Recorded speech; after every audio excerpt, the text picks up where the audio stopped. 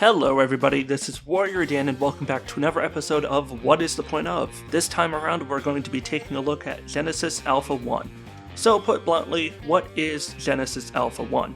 Genesis Alpha 1, aside from being rather an odd name, is a sci-fi themed base building and survival game, where you take on the role as the captain of an exploratory ship, with the assignment of finding new potential planetary homes for humanity. When you first start up the game, you are thrown into a rather long tutorial sequence. However, while it may be lengthy, it is rather noticeably lacking in the substance department. The game, for some inexplicable reason, never clearly tells you during the tutorial what room or tool does what, giving you only the briefest of descriptions. However, oddly enough, once you complete this mandatory tutorial and start playing the actual game, however, you'll find yourself bombarded with these informative yet short tutorial videos as you enter a room or access a new device. I'm not sure if this is a bug or simply a very odd design choice, and since this game is on the Epic Games Store and not Steam, there is no direct access to a forum in order to post a bug report and find out. And being a lazy millennial, I'm not going to go exploring the internet in order to find a roundabout forum. That said, these videos do an excellent job conveying a great deal of information within their respectively short durations, and the visual design choice of having your character glance at the tablet in order to receive this information is a clever way of maintaining immersion while also not restricting player movement, thus breaking traditional gaming norms in favor of convenience and fluidity. It feels as if the developers misplaced half of the tutorial assets into the game itself, and in doing so, immediately rendering the tutorial completely pointless and obsolete. The gameplay flow is rather cyclical in nature. Build new ship components in order to increase productivity, gather additional resources in order to continue building said components, set off a expedition where you must hold off against enemy AI while gathering the aforementioned resources, then return to the ship in order to invest your resources in subsequent building upgrades. Then rinse and repeat. The worlds that you autopilot your little ship down to are rather like a mirage in the desert. They're all pretty at first, then you actually try to look at the details, only to realize it's just a facade. You'll get to see all these beautiful vistas while you mine away for resources like a noob playing through Minecraft's default survival mode for the first time. Also, let's talk about the laser beam of doom.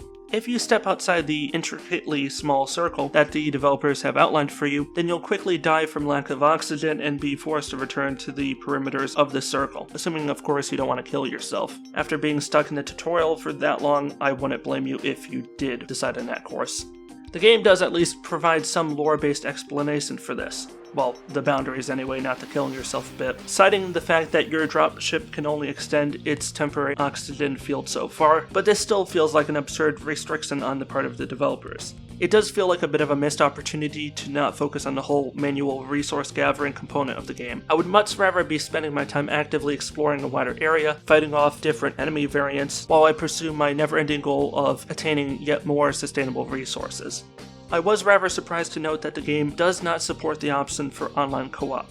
While I understand setting up support for dedicated servers can be a complex and often expensive affair, the addition of peer-to-peer multiplayer support would have been a pleasant alternative, and one comparatively far easier and cheaper to implement.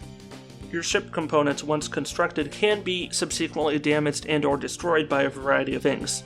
Although I failed to capture it here, there was one hilarious encounter I had where the ship found itself in the middle of an asteroid belt and was being simultaneously bombarded on all fronts. One by one in rapid succession, whole rooms and corridors in my ship found themselves ripped away and hurled outside into the vacuum of space. Unable to do anything useful and lacking in the supplies to protect the remainder of the ship, and with oxygen depleting at an alarming rate, I took the only sensible course of action left to me: minimize the game, pull up YouTube on my browser, and start playing Country Roads Take Me Home in the background as my character died slowly. In lieu of a traditional respawn system, the game elects for a more creative method of bringing back dead players. Early into the game, you can elect to create a cloning laboratory, one where, with the necessary resources, you can clone additional AI crewmates. When the player dies, they will take on the identity of one of these previously AI-controlled crewmates. So long as you have at least one other crewmate on the ship, you can respawn. If it's only you, well, you're dead.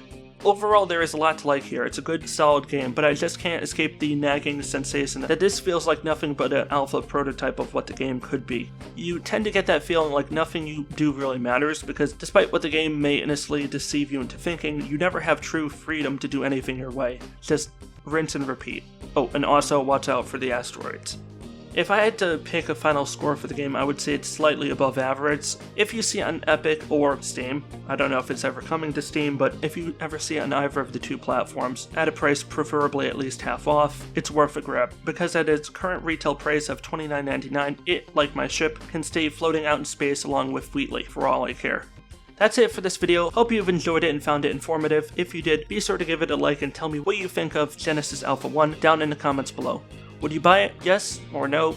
And if so, why? Also, if you're new, subscribe down below, because why not? Also helps the channel out a bit. And hit the notification bell if you want to get notified when a new video goes out. YouTube's notification system can be a bit, well, broken at the best of times, so hitting the notification bell seems to be the only workaround at the moment. This is WarriorDan signing out. Stay awesome, everybody, and peace out.